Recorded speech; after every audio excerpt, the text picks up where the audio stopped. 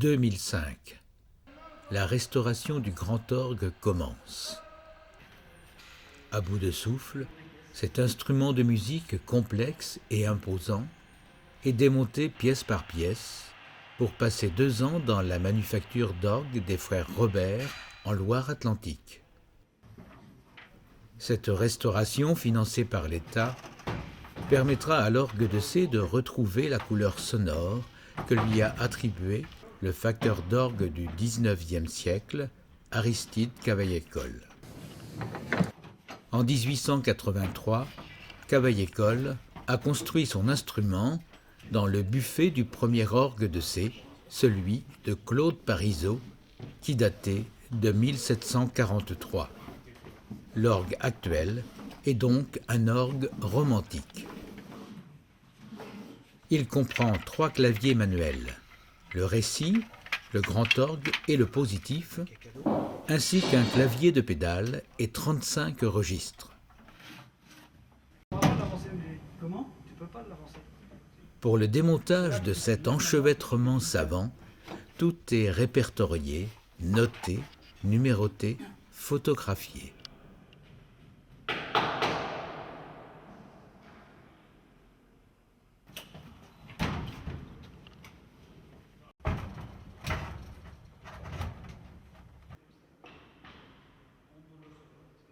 Fait de bois, de plomb, d'étain, de cuir et de feutre, l'orgue respire et vibre au travers de 2 grandes circulations, les transmissions mécaniques et le circuit d'air.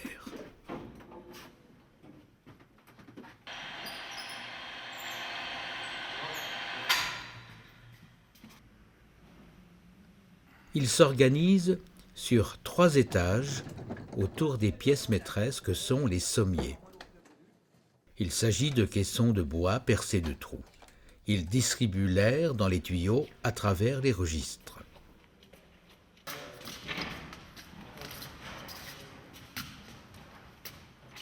De la nef, on voit quelques tuyaux ronds en alliage d'étain et de plomb. Mais d'autres tuyaux sont carrés et en bois. Le bois permet de fabriquer des tuyaux graves jusqu'à 16 pieds, soit plus de 5 mètres. Les sons les plus aigus sont rendus par des tuyaux en métal de quelques centimètres de haut. Il existe 2 sortes de tuyaux. Les tuyaux dits à bouche, qui fonctionnent comme les flûtes ou les sifflets, et les tuyaux à hanche, qui fonctionnent comme les clarinettes, en faisant vibrer une lamelle de cuivre.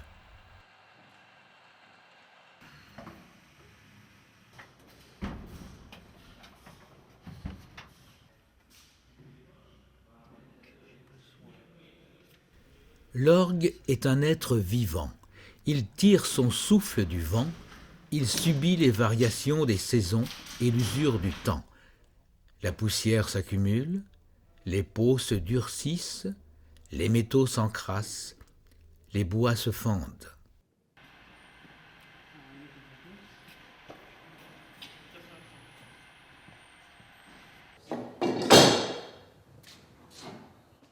Tout doit être dépoussiéré.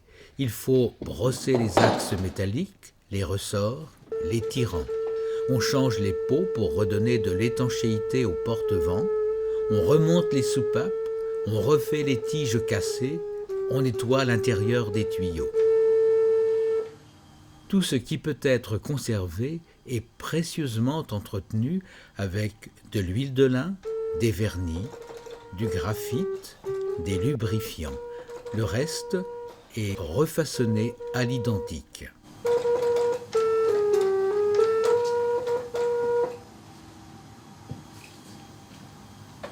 Le métier de facteur d'orgue consacre l'alliance parfaite entre l'artisan et l'artiste.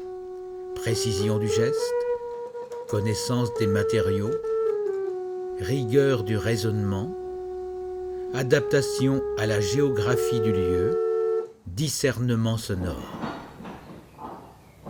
La qualité sonore qui s'échappe désormais des 2300 tuyaux de l'orgue est le fruit du travail des artisans. Grâce à eux, L'orgue respire et palpite dès que la soufflerie est en marche.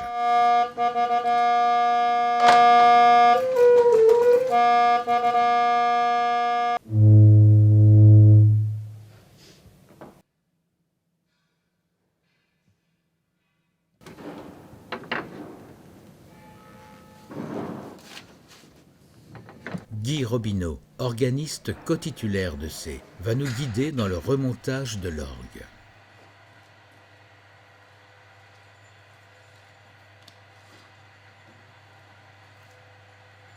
Il va falloir que vous le tiriez, après il peut prendre du bout. Il faudra le tirer parce qu'il va taper dans la poutre. C'est bon. Nous voyons un soufflet hissé depuis le sol de la cathédrale. Il va au plus haut de l'orgue, là où se trouvent les tuyaux du clavier de pédale. L'orgue est un instrument à vent et ces soufflets auront pour fonction d'emmagasiner l'air, de le mettre sous pression et de l'envoyer dans les tuyaux. Les soufflets sont extrêmement importants dans un orgue. Ce sont les poumons de l'instrument. Lorsque Bach allait expertiser un orgue, il tirait tous les jeux et il plaquait des accords imposants pour voir si les poumons étaient résistants. Bach était un expert en facture d'orgue et on l'appelait souvent lorsqu'un orgue était terminé. Son verdict était très attendu des facteurs. Déjà, on va centrer ça. Centrer les gars. L'air est produit par un ventilateur actionné par un moteur électrique. Autrefois, il fallait que l'organiste soit toujours accompagné de souffleurs. Dans l'orgue de C, il fallait 2 ou 3 souffleurs pour actionner l'orgue. Nous voyons le facteur à l'œuvre dans cette structure extrêmement imposante qui constitue l'infrastructure d'un orgue. L'intérieur d'un orgue, c'est une architecture de bois puissamment charpentée, car elle doit porter une masse importante, notamment celle des tuyaux, un poids fort lourd. Une pièce qui permet la transmission du vent. Les porte-vents sont d'énormes tuyaux en bois qui sont chargés de porter le vent et d'essouffler au sommier.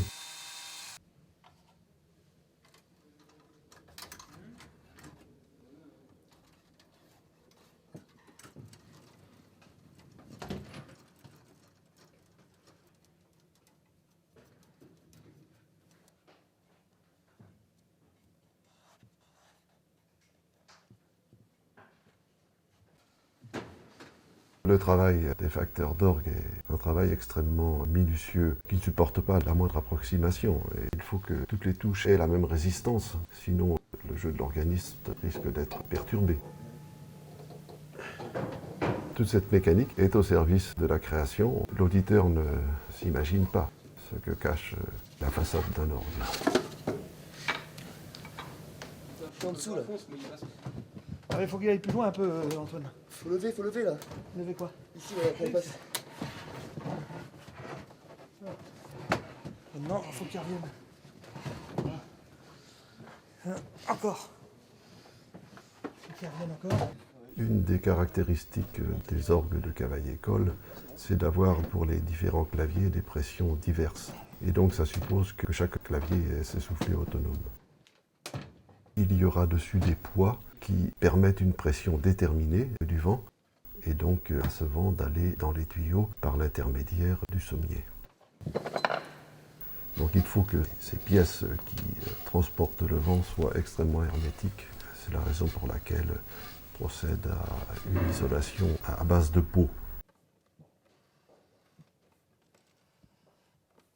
On assiste là au collage de peau sur un porte-vent. Il faut que tous ces éléments qui transportent le vent soient parfaitement hermétiques. Tout le travail préalable a été fait en atelier, mais il y a un certain nombre d'ajustements qui doivent être faits sur place. Il fixe une filasse enduite de colle, toujours ce souci qu'il n'y ait pas de déperdition de vent. Nous voyons ici un des facteurs en train de travailler sur un tube en plomb. Ce tube aura pour fonction d'apporter le vent du sommier à certains tuyaux qui ne seront pas posés directement eux-mêmes sur le sommier, mais qui seront postés parce qu'ils sont trop volumineux pour prendre place directement sur le sommier. C'est un porte-vent souple, un porte-vent à plis, un gosier. Il sera chargé de conduire le vent depuis le soufflet jusqu'au sommier de grand orgue. Il est à plis parce que le soufflet, sous la pression du vent, montera et il faut donc que le gosier soit flexible. Voici l'intérieur d'un sommier, la pièce maîtresse de l'orgue, celle qui emmagasine et qui répartit le vent dans les tuyaux, avec ses soupapes. Lorsque le facteur abaisse une soupape, il permet l'admission du vent dans ce que l'on appelle une gravure, c'est-à-dire que cette soupape correspond à une note précise et tous les tuyaux qui correspondent à cette note sont en position de parler, de chanter, à partir du moment où on tire cette soupape. Quand on appuie sur une note au clavier ici, ça vient ouvrir une soupape ici. Comme ça. Donc il y a du vent en pression ici, puis ça alimente la note qu'il faut. Encore faut-il que l'organiste ait permis l'admission d'air dans ces tuyaux, non seulement par la touche, mais également par le registre. Un des facteurs installe ici un tirant de registre. Ces tirants de registre vont permettre d'actionner les registres proprement dits, ces pièces coulissantes, qui passent entre deux autres pièces percées de trous. Le registre est lui-même percé de trous, et lorsque les trous du registre et ceux des pièces qui se trouvent au-dessus et au-dessous sont en face les uns des autres, l'air passe. Là, tu sens la différence? Ainsi, pour une note donnée, un Do par exemple, si 10 registres sont tirés, 10 tuyaux émettront cette note Do, mais chacun avec une couleur sonore différente. Il faut que les registres coulissent sans qu'il y ait de perte de vent.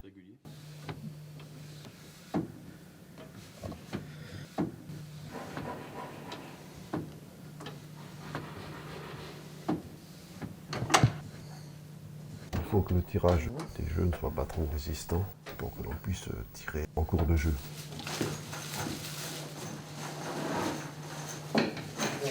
Voilà le grand soufflet qui se trouve à l'arrière de l'orgue et qui va alimenter les autres soufflets. Alors il faut évidemment des pots d'excellente qualité parce qu'il y a des plis et si les pots ne sont pas de bonne qualité, les soufflets se fissurent progressivement et l'orgue est mal alimenté. Alors, 71, Là le facteur met des poids sur les soufflets 85, pour que l'air soit comprimé à la bonne pression. 90. Ces poids vont rester sur le soufflet. Là où il doit être expressé.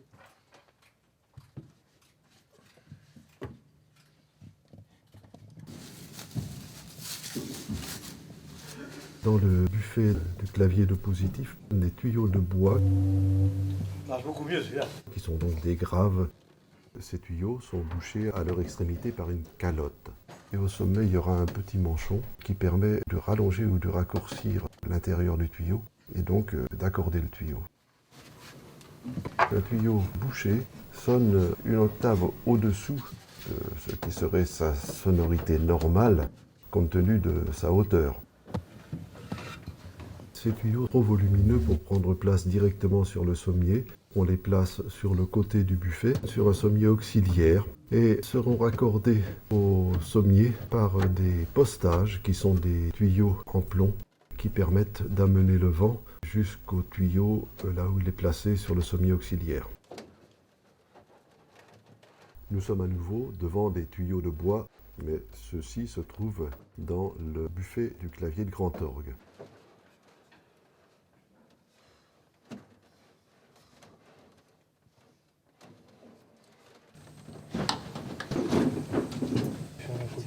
Le facteur teste les pédales de combinaison qui permettent d'accoupler les claviers les uns sur les autres et également d'appeler certaines catégories de jeux que l'on appelle les jeux d'anches. Autant de tiges métalliques qu'il y a de touches, clavier de pédale compris. On voit très bien la pédale centrale qui permet d'actionner les jalousies de la boîte expressive du clavier de récit. Nous voyons d'ailleurs cette boîte expressive avec ses jalousies mobiles qui vont permettre de faire des effets de crescendo et de décrescendo, de façon à imiter les effets produits par le grand orchestre symphonique. Elle se généralise au XIXe siècle. Est-ce que ça bute? Le facteur complète le clavier de récit en ajoutant les quelques touches qui faisaient encore défaut. Le fait d'avoir plusieurs claviers manuels à sa disposition permet de jouer sur des contrastes. On joue sur un clavier avec des sonorités extrêmement puissantes, on veut subitement passer à quelque chose de beaucoup plus doux, on passe d'un clavier à l'autre. Il permet aussi d'isoler une mélodie sur un des claviers et de l'accompagner sur un autre. Lorsqu'on appuie sur une touche d'un clavier et que les touches des autres claviers se mettent en mouvement, cela veut dire que l'organiste a accouplé ses claviers et que donc, s'il joue par exemple sur le clavier de grand orgue et qu'il veut avoir en même temps les sonorités du clavier de positif, par le biais de cet accouplement, il juxtapose les sonorités de ces deux claviers. Alors là, nous avons de très longs postages qui vont relier le sommier du clavier de récit à un sommier auxiliaire qui va porter un jeu très spécifique que l'on appelle le jeu de cornet. Le jeu de cornet est ainsi constitué que pour chaque note, il y a 5 tuyaux qui parlent en même temps. Le tout forme une synthèse très belle, très timbrée, un très beau jeu que l'on appelle donc le cornet. Nous avons devant les yeux le réseau de postage du clavier de positif. Nous avons le sommier, les pieds des tuyaux vont dans les trous des sommiers et pour que les tuyaux se maintiennent droits, à une légère distance au-dessus du sommier, se place le faux sommier qui maintient les tuyaux en position verticale. Voilà, le facteur pose le faux sommier qui maintiendra debout les tuyaux. Des postages qui relie le sommier aux tuyaux de façade, puisque ces tuyaux ont aussi une fonction décorative, ils ne peuvent pas être placés sur le sommier lui-même. Donc il faut que l'on amène le vent du sommier à l'emplacement qu'ils ont pris en façade de l'orgue. Les tuyaux de façade ont bien sûr une fonction décorative, mais ils ont aussi une fonction proprement musicale, ils émettent du son. On va monter cela déjà. Les facteurs commencent à réinstaller les tuyaux de la montre du grand corps. Nous avons affaire ici aux tuyaux les plus hauts, les plus élevés de l'orgue de la cathédrale. Ce sont des tuyaux dits de principaux.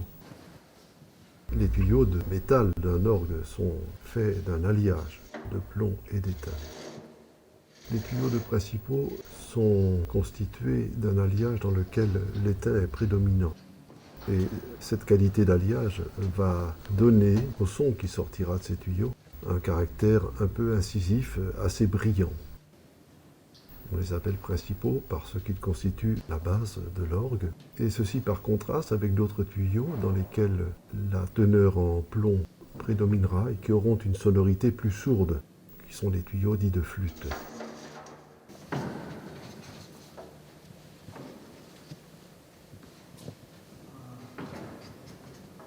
Donc ce tuyau donnera des notes les plus graves du jeu dit de montre.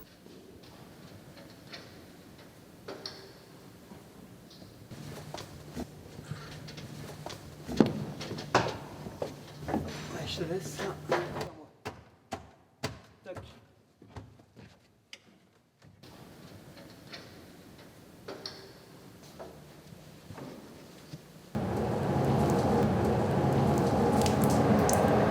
Le soufflet principal se lève sous la pression du vent. L'orgue va enfin pouvoir revivre, puisque cet air a cheminé vers les tuyaux qui feront chanter l'orgue. Pour l'instant.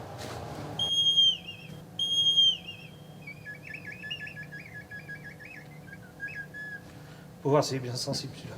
Donc s'il y a moindre petite fuite, on l'entendra là-dessus. Allez, on y va.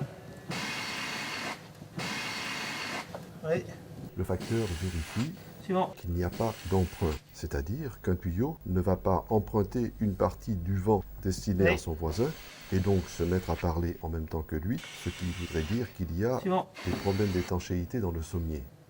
Oui, Pour comprendre le principe de fonctionnement Oui. d'un orgue, il suffit de partir de celui de la flûte à bec. oui, C'est sensiblement le même principe Oui. d'émission du son que l'on trouve dans ces Oui. deux instruments, à ceci près que dans l'orgue, on va multiplier Oui. les corps sonores presque à l'infini. oui. au lieu d'avoir Oui. un seul corps sonore comme dans la flûte à bec, nous en aurons 3000, 3500, voire beaucoup plus. Oui, Et chaque corps sonore émettra une note et une seule, alors que dans la flûte à bec, oui, on peut reproduire les différentes notes de la gamme. oui. Dans un orgue, un tuyau donnera une note et une seule. Nous avons affaire ici à un jeu Oui. dit de quinte. Un jeu de quinte est un jeu qui ne donne pas le son fondamental, mais une des harmoniques.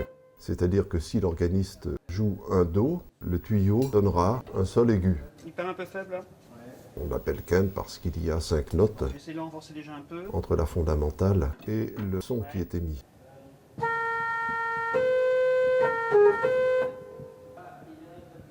Il faudrait le flûter un peu. Tout petit peu. La force est bonne là. Non, il faudra quand même un petit peu le renforcer et le flûter.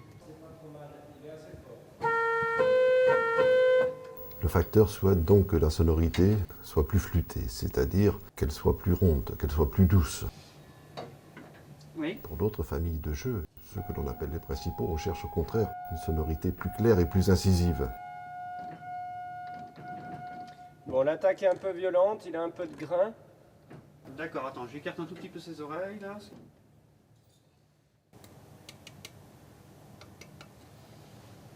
Oui.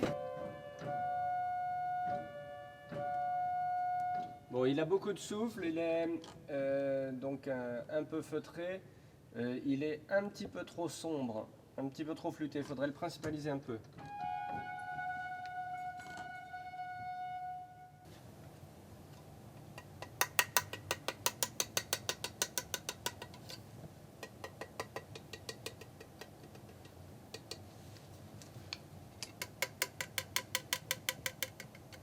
Donc là, je suis obligé de redresser la lèvre supérieure parce qu'elle est arrondie, elle est bombée. Donc je vais pouvoir baisser justement avec l'outil, le basse-biseau. Vu que j'ai renfoncé un tout petit peu la lèvre supérieure, en fonction de ce que j'entends, du son que j'analyse, je détermine effectivement où le timbre n'est pas trop loin. Enfin bon, il y a encore du travail dessus à faire, mais je vais ressortir un petit peu régulièrement sur les côtés pour le faire attaquer un peu plus vite.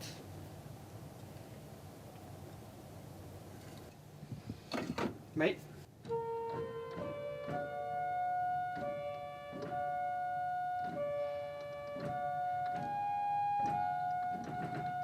Faut le principaliser un peu. Oui.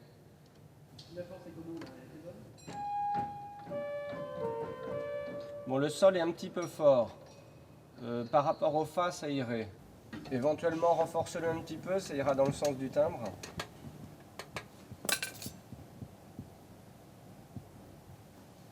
Le plein jeu, on va d'abord mettre le 16 pieds, le 8 pieds, qui est donc le 16 pieds, le 8 pieds qui sonne une octave au-dessus, le prestant, 4 pieds, une octave encore au-dessus, la quinte qui va jouer le sol, la doublette qui va jouer le do d'au-dessus.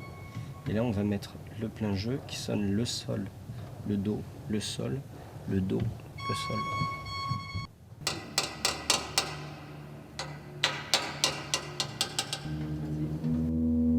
bien, bien comme ça. Oui. Ainsi restauré, l'orgue de C a été béni le 15 août 2008 et inauguré le 20 juin 2009 après une période de stabilisation qui comprend nécessairement la succession d'un été et d'un hiver. Il vivra désormais au rythme des saisons. Bien. D'accord. Régulièrement, il faudra l'accorder car la hauteur et la fréquence des sons varient en fonction de la température et de l'humidité de la cathédrale.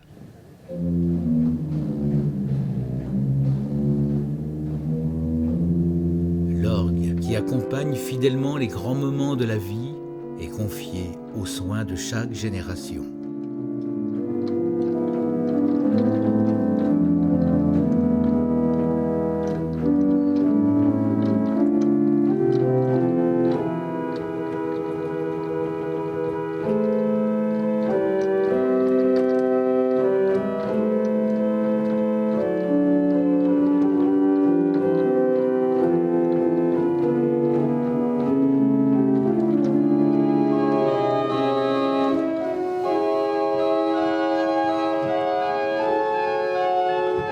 Georges Trouvé, organiste de la cathédrale de Sées, retrouve son orgue.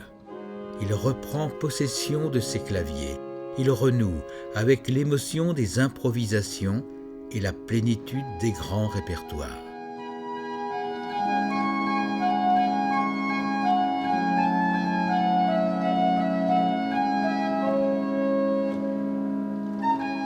Qu'est-ce que j'ai rien aussi.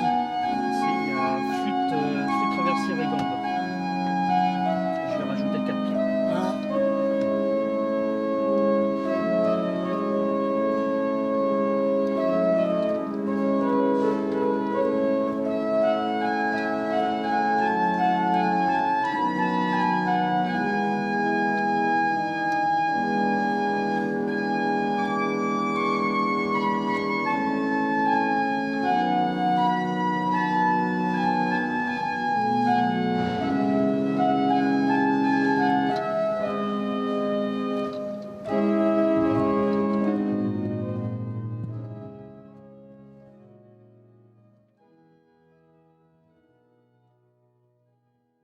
Dieu qui a rendu l'homme capable d'exprimer par la musique sa joie et sa peine, nous te prions. Nous allons te demander de bénir cet orgue grâce auquel nos cœurs et nos voix seront davantage unis pour te célébrer. Et comme cet instrument ne fournit qu'une seule musique, à partir de la multitude de ses tuyaux et de la richesse de ses timbres, fais que tous les membres de ton Église soient un seul peuple. Amen.